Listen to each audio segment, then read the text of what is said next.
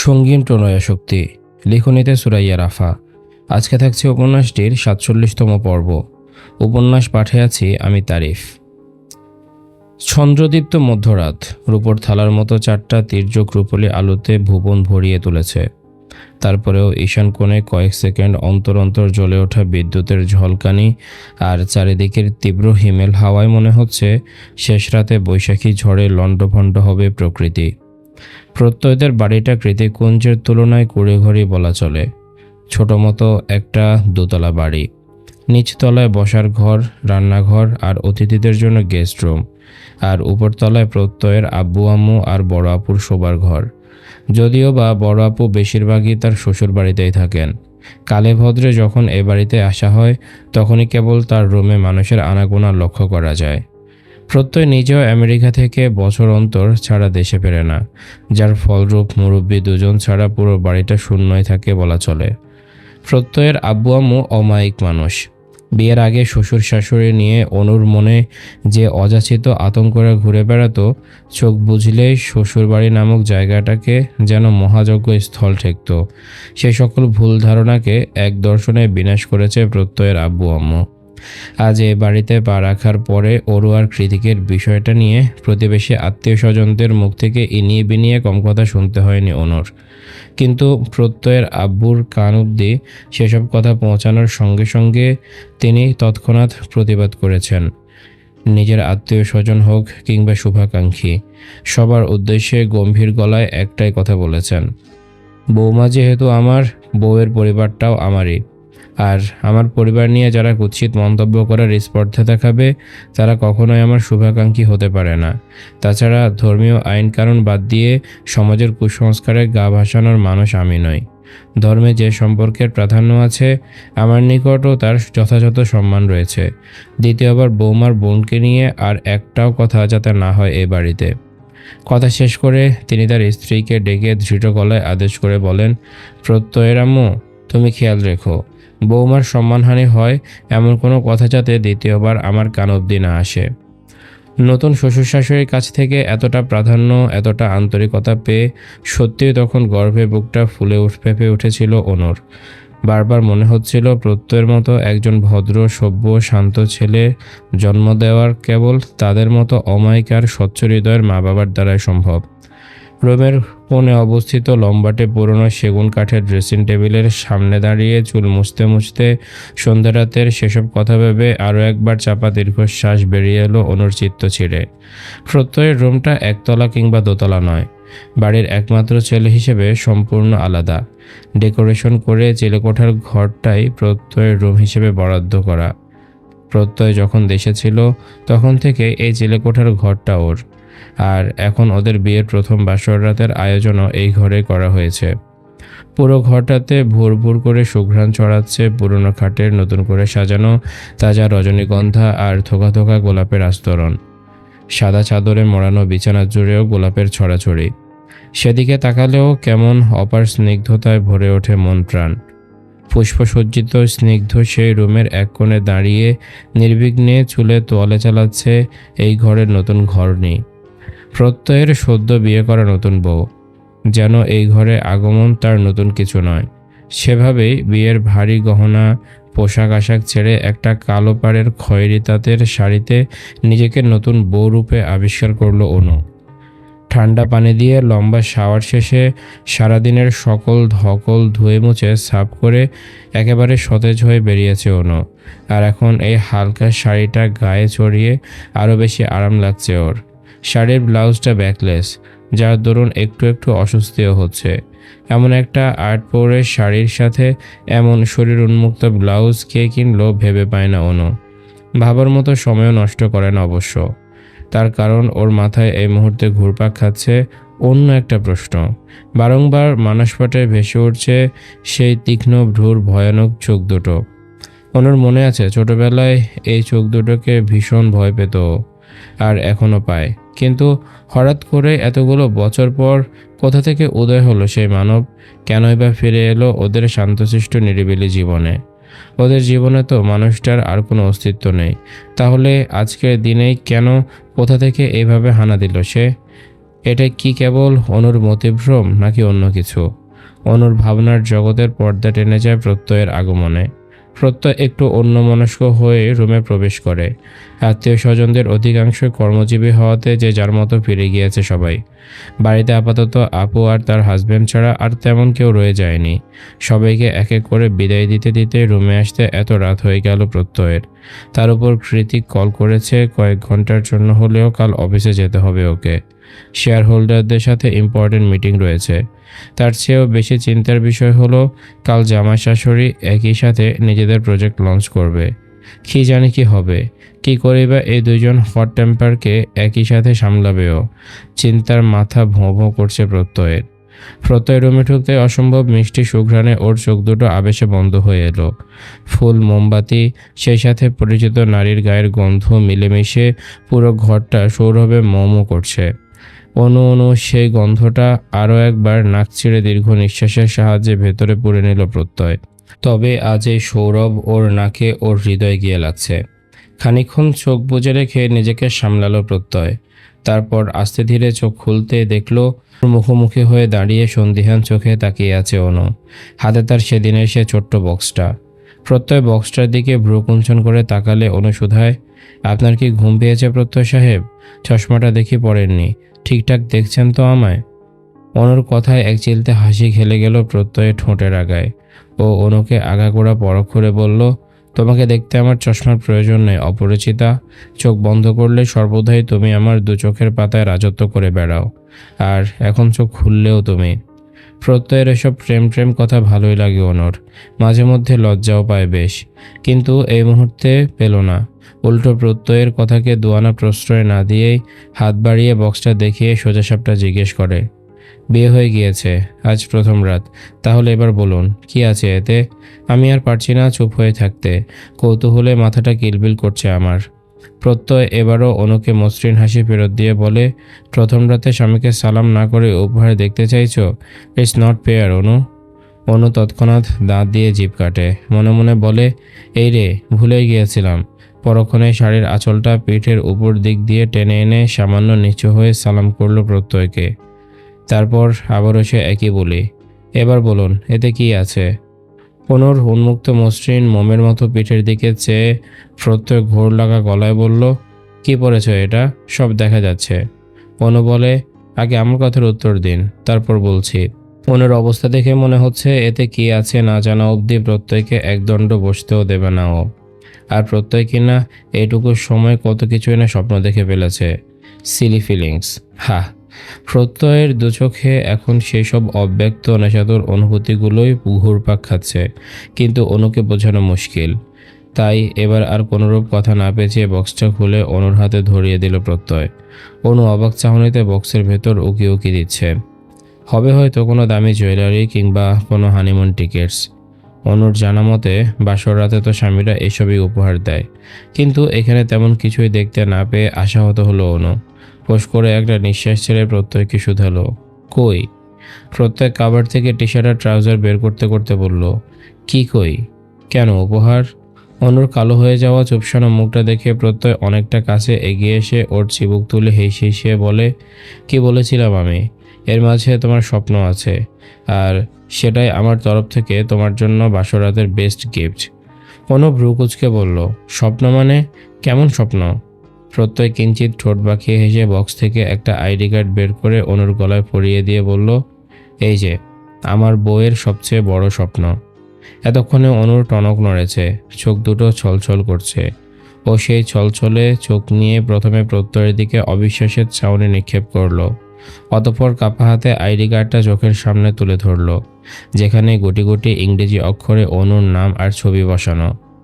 অনন্যা শেখ নামের পাশে ইংরেজিতে বড় হাতের অক্ষরে পরপর 3টে অক্ষর লেখা, LLB অনার্স।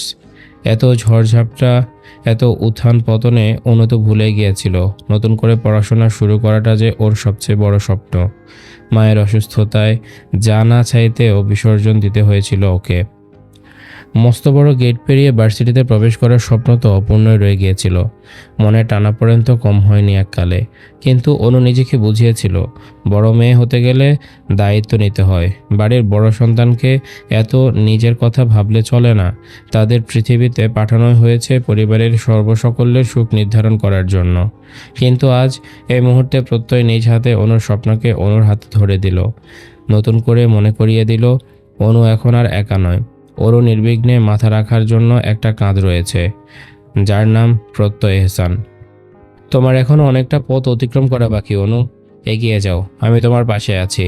তোমার স্বামী, তোমার বেস্ট ফ্রেন্ড, তোমার শুভাকাঙ্ক্ষী সব সময় তোমার পাশে আছে। প্রত্যয়ের কথায় এতক্ষণের ভ্রমটা কেটে গেল অনুর। মতিভ্রম থেকে বেরিয়ে বাস্তবে ফিরে আসার সঙ্গে সঙ্গে প্রত্যয়ের উপর ঝাঁপিয়ে পড়ে ওর গলাটা শক্ত করে জড়িয়ে ধরে চিৎকার করে কেঁদে উঠল অনু। কাঁদতে কাঁদতে বলল, এটা কি করেছেন আপনি? কি করেছেন? এত ভালোবাসা কেন দিচ্ছেন? পাগল হয়ে যাব তো আমি। আপনি আমাকে আজকে যা দিয়েছেন তা এই দুনিয়ার কেউ দেয়নি আমাকে, কেউ না।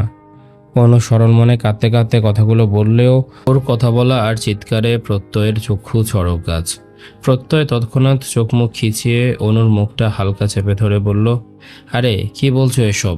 নিচের সবাই শুনলে কি ভাববে? আস্তে করে বলো জান, আস্তে।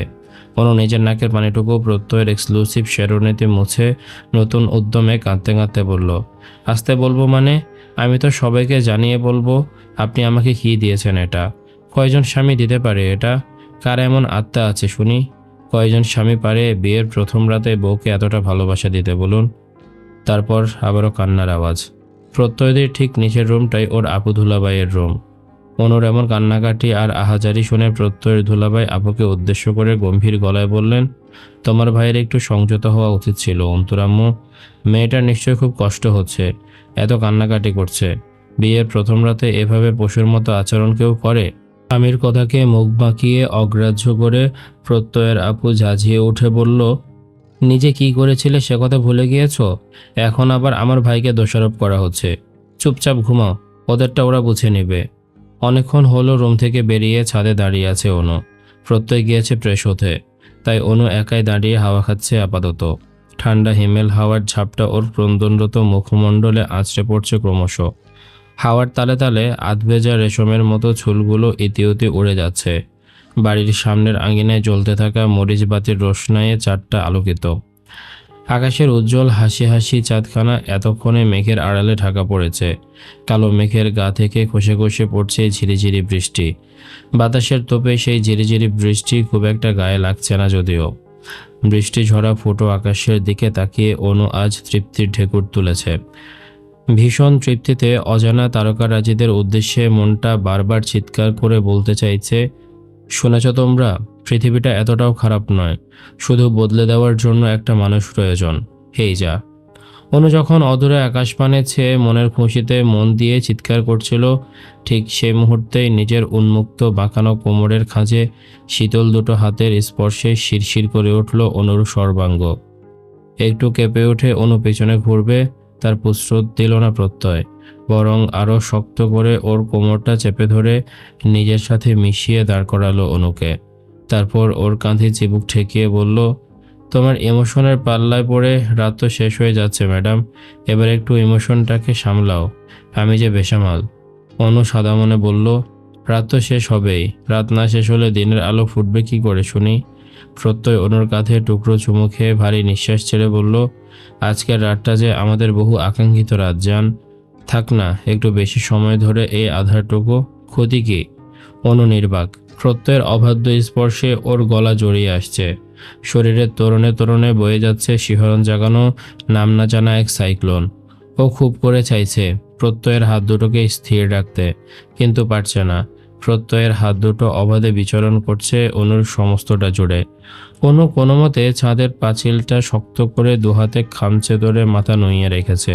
প্রত্যয় দু চোখ বুঝে অনুর ঘাড়ে মুখ ডুবিয়ে দিতেই এক পর্যায়ে তীব্র সংকোচে ঘুরে দাঁড়িয়ে প্রত্যয়ের বুকে মুখ লুকালো অনু।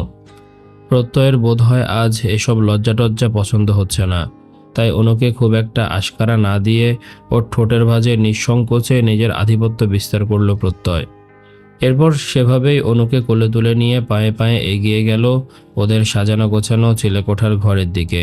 অনু বেশ কসরত করে প্রত্যয়ের ঠোঁট দুটো থেকে ছাড়া পেয়ে অস্ফুটে শুধালো, কোথায় নিয়ে যাচ্ছেন? প্রত্যয় দ্রুত গতিতে পুনরায় অনুর অধৈর্য বলে অধর ডুবিয়ে হিসিয়ে জবাব দিল, তোমার লজ্জা ভাঙাতে। শেষ রাতের তীব্র বর্ষণে চারিদিক কর্দমাক্ত। আজকেও আবহাওয়া বেশ শীতল। হয়তোবা এই বর্ষা বর্ষা আবহাওয়াটা এবার বেশ কয়েকদিন দীর্ঘস্থায়ী হবে। স্টেট আমেরিকার মতো দেশ থেকে ফিরে পুরান ঢাকার এই ভাঙাচোরা পিচঢালা রাস্তা ধরে হাঁটতে বেশ বেগ পেতে হচ্ছে সায়রের। স্পন্সরশিপ থেকে পাওয়া পায়ের লাল সবুজ ট্যাগ লাগানো গুচি ব্র্যান্ডের জুতাটাও কাদায় মাখামাখি, যা দেখে এই মুহূর্তে এই কাদায় বসে ঠোঁট ফুলিয়ে কাঁদতে ইচ্ছে করছে সায়রের। চিপাগলি নিবাসী ওই ঝাঁঝওয়ালা মেয়েটাকে কান ধরে টেনে এনে এসব দেখিয়ে বলতে ইচ্ছে করছে, দেখ রাগিনীর বাচ্চা, দেখ তোর জন্য আমার লেটেস্ট ব্র্যান্ডের জুতাটার মানিজ্জত কাদায় ডুবে গড়াগড়ি খাচ্ছে, তবুও রাগ দেখাবি? কথায় কথায় মুখ ঝামটি দিবি? কিসের এত তেজ তোর? এইটুকুনি চুনোপুটির মতো শরীর, আবার আমাকে তেজ দেখায়। এক মনে হাঁটতে হাঁটতে কখন যে চিপাগলি নিবাসী সেই রাগিনীর বাড়ির সামনে এসে থামলো তা টের পায়নি সায়র নিজেও। গন্তব্য যখন এখানে, তাহলে জানা অজানা দিয়ে কি বা আসে যায়? সায়রেরও যায় আসলো না। ও আজ আর উকি ঝুঁকিও দিল না। অনেকটা নিশ্চিত হয়ে হাঁটি হাঁটি পা পা করে এগিয়ে গিয়ে বাইরের সিঁড়ি বেয়ে তরতরিয়ে উঠে গেল নীলিমাদের শ্যাওলা পড়া ছাদে। আজকে আর নীলিমা নাচ করছে না। ঘুঙ্গুর সমেত ছাদে এলেও সেগুলো আপাতত অযত্নে ছাদের এক কোণায় মুখ থুবড়ে পড়ে আছে। আর নীলিমা ছাদের পাঁচিলে কোনোই দিয়ে ভর করে দুহাত কপালে ঠেকিয়ে রেখেছে। দেখে মনে হচ্ছে কোনো এক অস্থির ভাবনায় বিভোর হয়ে আছে মেয়েটা। নীলিমা কি নিয়ে ভাবছে তা বোধগম্য হলো না সায়রের। তাই ও পেছন থেকে আচমকা ডেকে ওঠে নরম গলায় বলল, নাচবে না আজ আর? আমি তো দেখতে এলাম। নীলিমা চমকে উঠল না, তড়িঘড়ি করে পেছনেও চাইল না। ভাবটা এমন যেন ও সায়রের উপস্থিতি টের পেয়েছে। বাতাসের সাথে ভাসমান সায়র সায়র গন্ধটা নীলিমা বুঝতে পেরেছে। আদতে তেমন কিছু কিনা কে জানে। তবে নীলিমা আপাতত আস্তে ধীরে ঘুরে তাকিয়ে চোয়ালটা শক্ত করে সায়রকে বলে ওঠে, কি চাই? আবার কেন এসেছেন?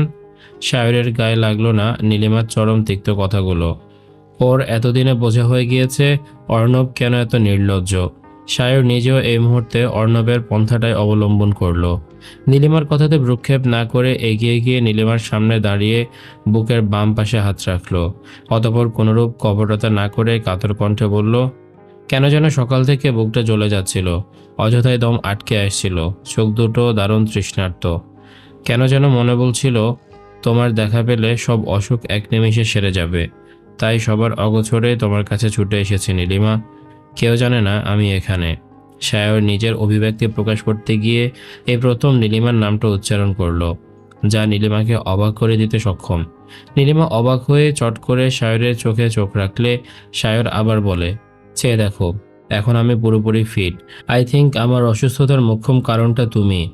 তোমাকে বোধ হয় আমার লাগবে। সায়রের কথায় নীলিমার কপালে সূক্ষ্ম চিন্তার ভাঁজ পড়ল। ও তৎক্ষণাৎ প্রশ্ন ছুড়ে শুধালো, লাগবে মানে? আমি কি জড়বস্তু নাকি? আর তাছাড়া আমার... নীলিমার কথাকে মাঝপথে আটকে দিয়ে সায়র শান্ত চোখে তাকিয়ে দৃঢ় গলায় বলল, আমি বলেছি লাগবে, তার মানে লাগবে। তুমি আমাদের ফ্রেন্ডস জোনটাকে যতটা শান্ত আর নিরিবিলি ভাবো, আমরা ততটাও সভ্য প্রজাতির নই। সবকটার ব্যাকগ্রাউন্ড উত্তপ্ত কয়লার মতোই দগ্ধ। খুব বেশি নাড়াচাড়া করতে এসো না, পুড়ে যাবে তাহলে। নীলিমা বুঝল না সায়রের কথার আগামাথা। তবে সায়র যে বেশ সাবলীল ভাষায় শান্ত স্বরে ওকে হুমকি দিয়েছে সেটা খুব ভালো মতো ধরতে পেরেছে ও। এই মুহূর্তে কারোর মুখে রা নেই। দুজন দুজনের চোখের দিকে তাকিয়ে নীরবতা পালন করছে ওরা। হয়তোবা দুজন দুজনের চোখের ভাষা পড়ে ফেলার বৃথা চেষ্টা চালাচ্ছে। তবে ওদের এই দীর্ঘক্ষণের চোখাচোখির অবসান ঘটিয়ে হুট করে ছাদে চলে আসে নীলিমার আব্বাজান তাইয়েবা জামান। তিনি ভেতরে সিঁড়ি ভেঙে উপরে উঠতে উঠতে হাঁপানো সুরে বলেন, আম্মাজান, বাজার নিয়ে আইছি, রাতের খাওনটা। তিনি বাকশক্তি হারিয়ে ফেললেন যখন দেখলেন অচেনা এক সুদর্শন যুবক তার ছাদে দাঁড়িয়ে তার দিকে হতবিহ্বল চোখে তাকিয়ে আছে এই মুহূর্তে।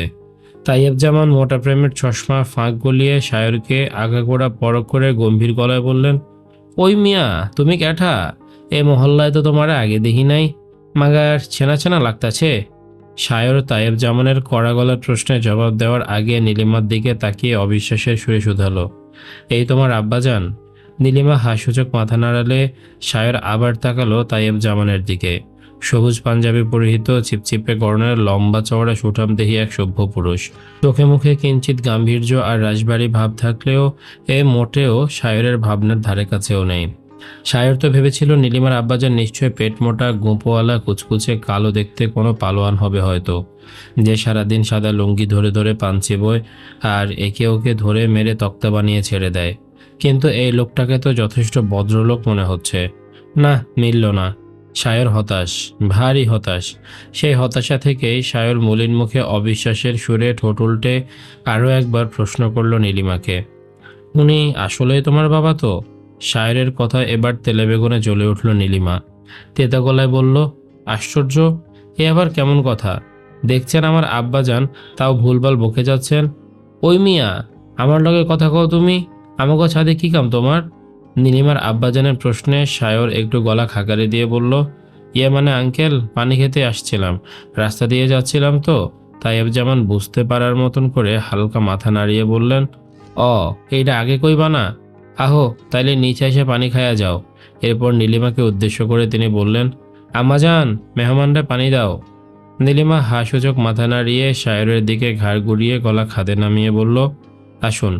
নিচে গিয়ে সায়র সবার আগে নীলিমার রুমে প্রবেশ করে। পুরো রুমটা গার্লি জিনিসপত্র দিয়ে ভরা। চারিদিকে চোখ বুলিয়ে সায়র বুঝতে পারে নীলিমার এক্সট্রা কারিকুলাম অ্যাক্টিভিটিস অনেক।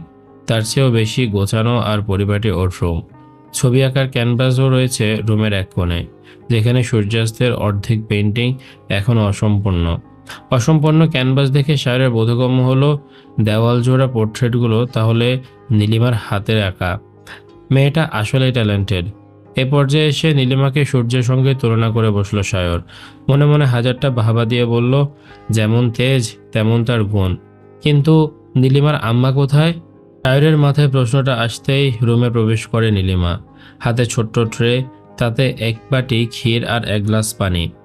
নীলিমার সামনে এসে দাঁড়ালে সায়র পানির গ্লাসটা নিতে নিতে বলল, ক্ষীর কে বানিয়েছে? নীলিমা থমথমে মুখে উত্তর দিল, আমি। তৎক্ষণাৎ পানির গ্লাস রেখে ক্ষীরের বাটিতে হাত দিল সায়র। নীলিমা ছেয়ে আছে এক ধ্যানে। সায়র গপগপ করে ক্ষীর খেতে খেতে মৃদু হেসে বলে, আমার লাইফের বেস্ট ক্ষীর এটা। এবার নীলিমাও ঠোঁট কামড়ে সামান্য হাসলো, যা সায়রের দৃষ্টিগত হওয়ার আগে আবার উবে গেল। সায়র খেতে খেতে আবারও প্রশ্ন করে বলল, আচ্ছা শাশুড়ি আম্মা, না মানে তোমার আম্মা কোথায়? নীলিমা কোনোরূপ দুঃখ প্রকাশ না করে স্বাভাবিকভাবে বলল, আম্মা নেই। আমার ছোট ভাইয়ের জন্মের সময় আম্মা দুনিয়া ত্যাগ করে। তারপর থেকেই আমি, আব্বা আর নয়ন মিলে আমাদের পরিবার। ওই জন্যই তো আমি দূরে কোথাও। নীলিমা মাঝপথেই কীভাবে যেন থেমে গেল। সায়র ওকে আশ্বস্ত করে বলল, হ্যাঁ বলো। নীলিমা পুনরায় বলতে আরম্ভ করে, ওই জন্যই আব্বা আর ভাইকে ছেড়ে আমি দূরে কোথাও যেতে পারবো না। যার সাথে আমার বিয়ে ঠিক হয়েছে সে আমার মহল্লারই। এত কাছাকাছি দেখে বিয়ের প্রস্তাবে আর না করিনি। হয়েছে থাক, বিয়ের পরে এত বাপের বাড়ি নিয়ে ভাবলে হয় না। দরকার পড়লে তোমার 14 গোষ্ঠী আমেরিকা নিয়ে যাব। ক্ষীরের বাটিটা ঠাস করে ট্রেতে রেখে কথাগুলো বলল সায়র। অতপর ঢকঢক করে গ্লাসের পানিটুকু শেষ করে উঠে দাঁড়িয়ে নীলিমাকে শুধালো, তোমার আব্বাজান কোথায়? নীলিমা আঙ্গুল উছিয়ে বসার ঘরের দিকে দেখিয়ে দিলে সায়র বড় বড় পা ফেলে তাইয়েবজামানের সামনে গিয়ে দাঁড়ায়। তাইয়েবজামান তখন পেপার পড়ায় ভীষণ মনোযোগী। সায়র তার হাত থেকে ছো মেরে পেপারটা নিয়ে ট্রেয়ের পাশে টেবিলে রেখে পায়ে হাত দিয়ে সালাম করতে করতে মনে মনে বলল, খুব শীঘ্রই আপনাকে বড়সড় একটা ঝটকা দিতে চাচ্ছি আব্বাজান। আশা করি আল্লাহ আপনাকে ধৈর্য ধরার তৌফিক দান করবেন, আমিন। এই ছিল আজকের পর্ব।